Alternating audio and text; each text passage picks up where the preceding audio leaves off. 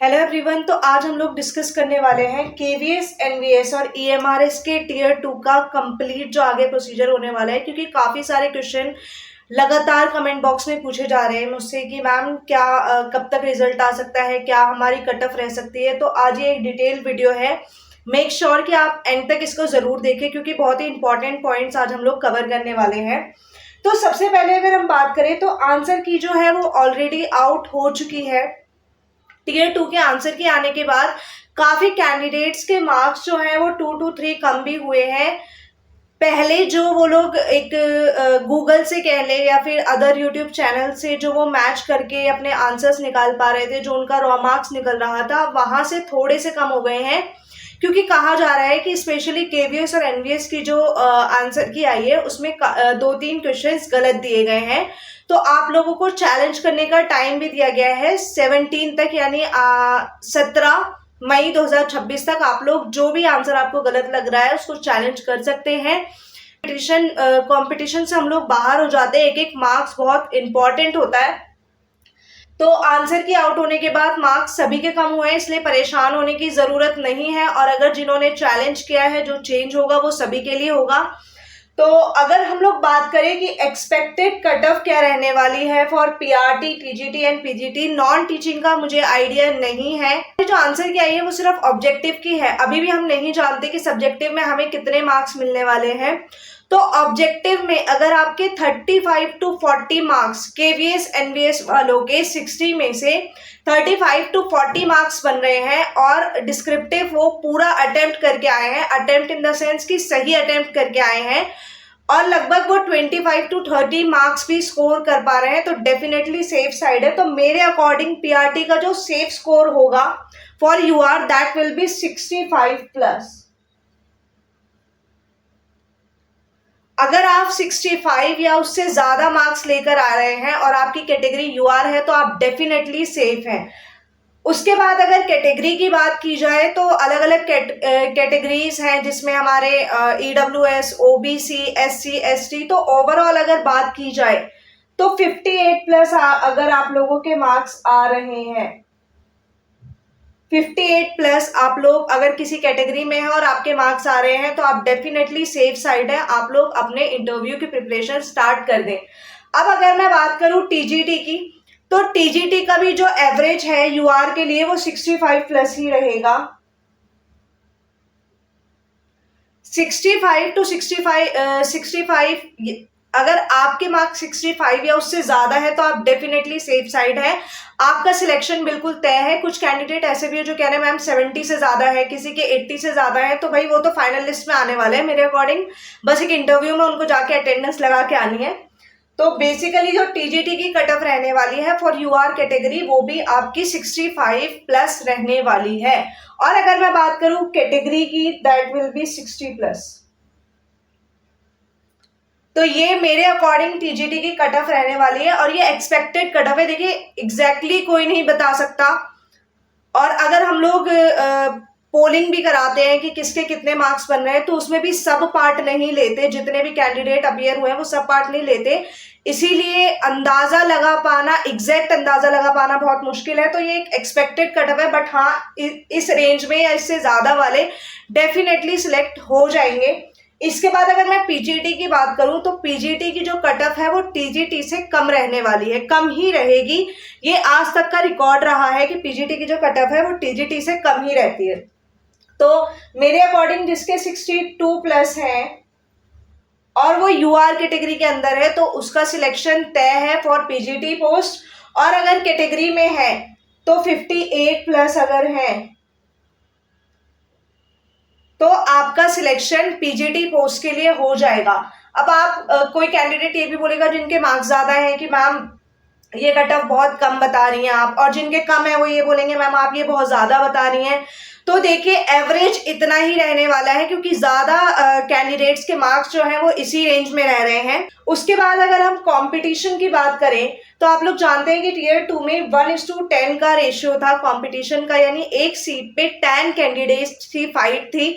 But interview और DV, मैं EMRS की भी बात कर रही हूँ इसलिए मैंने दोनों मेंशन किया है, जो डीवी है और जो इंटरव्यू है वो 1:3 के रेशियो में होने वाला है, यानी कि अब उन 10 में से 7 जो है वो कंपटीशन से आउट हो जाएंगे। बट अभी भी एक सीट पर एक नहीं बल्कि एक सीट पर 3 कैंडिडेट सिलेक्ट होने वाले हैं, इसीलिए ये जो कट ऑफ है ये यहाँ है। अदरवाइज ये 70+ जाती डेफिनेटली, अगर एक सीट पे एक का सिलेक्शन होना होता। ठीक है, तो एक सीट पे 3 सिलेक्ट होंगे, और अगर आपकी जो कट ऑफ है वो यहाँ बन रही है तो डेफिनेटली आप अपने आगे की प्रिपरेशन स्टार्ट कर दीजिए। उसके बाद टीयर 1 का एक फ्रॉड सामने आया है, जो कि रोहित वैद्वान सर फ्रॉम अध्ययन मंत्र, उन्होंने प्रूफ भी दिखाया है कि एक कैंडिडेट है जिसके मैथ्स में ना 200+ मार्क्स आए हैं टीयर 1 में, बट उसको ये रिजल्ट दिया गया that you have not been shortlisted for this post.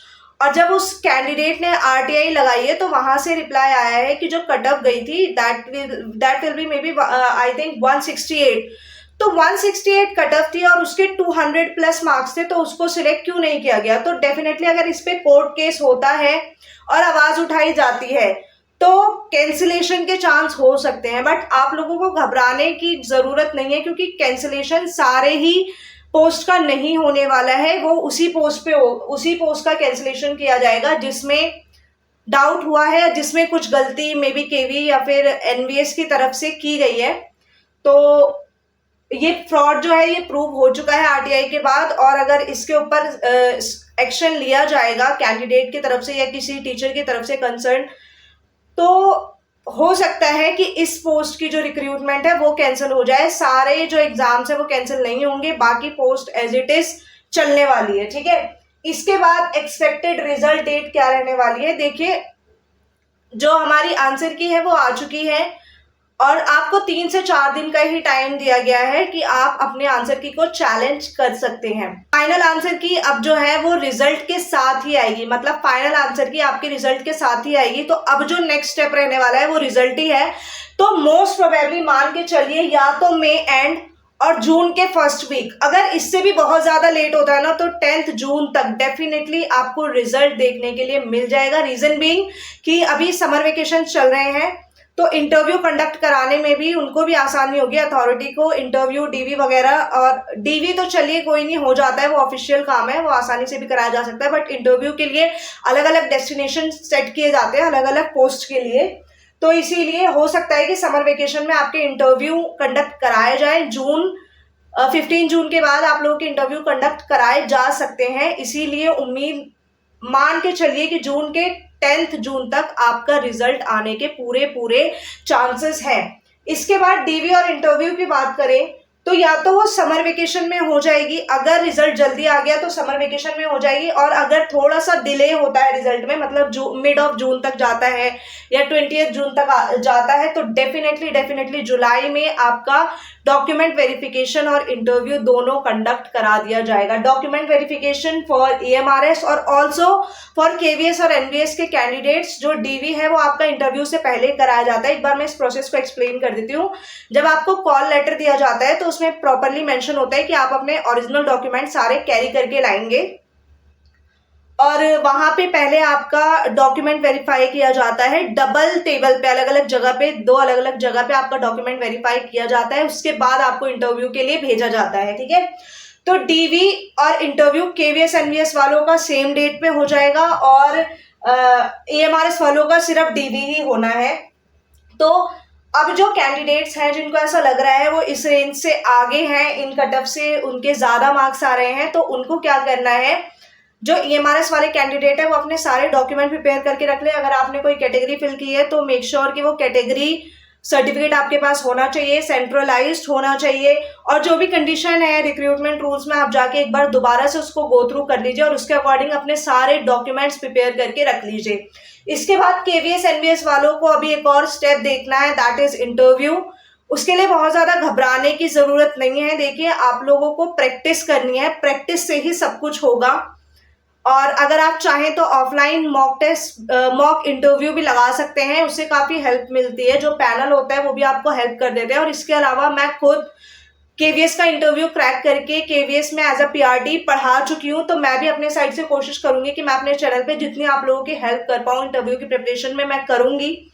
और 2 चीज जो मैं मेंशन करूंगी, एक तो अपना इंट्रोडक्शन अच्छे से प्रिपेयर कर लीजिए, क्योंकि वो कहते हैं ना कि first impression is the last impression. तो वो आपका अच्छा होना चाहिए, बहुत बड़ा भी नहीं, बहुत छोटा भी नहीं, एक्यूरेट होना चाहिए, अच्छा होना चाहिए, जो आपको अच्छे से डिफाइन कर दे। अगर फर्स्ट टाइम कोई आपको सुन रहा है तो उसको आपके बारे में समझ आना चाहिए, आपका इंट्रोडक्शन ऐसा हो। उसके बाद डेमोन्स्ट्रेशन की बात करूं तो डेमोन्स्ट्रेशन के लिए एक टॉपिक जो आपका सब्जेक्ट सबसे ज्यादा स्ट्रांग हो, पीआरटी वाले जिनका जो सब्जेक्ट सबसे ज्यादा स्ट्रांग हो, उस सब्जेक्ट का कोई एक टॉपिक उठा के उसको अच्छे से प्रिपेयर कर लीजिए। और जो टीजीटी पीजीटी वाले हैं वो अपने सब्जेक्ट के अकॉर्डिंग जो बहुत अच्छा टॉपिक पढ़ा सकते हैं, 3 to 5 मिनट एटलीस्ट उसको अपने अच्छे से प्रिपेयर कर लीजिए। और मैं ये सजेस्ट करूंगी माइक्रो टीचिंग स्किल्स का यूज जरूर किया करिए, क्योंकि डेमोन्स्ट्रेशन जो हमारी क्लास होती है, जो हम लेसन प्लान में प्रिपेयर करते हैं, दैट इज 30 to 40 मिनट्स। तो वो 30 to 40 मिनट्स का आपका डेमो नहीं होने वाला है। तो जो आपका डेमो रहेगा वो मुश्किल से 5 से 10 मिनट के लिए आपको सुनेंगे, उसके बाद वो आपको बैठने के लिए बोल देते हैं।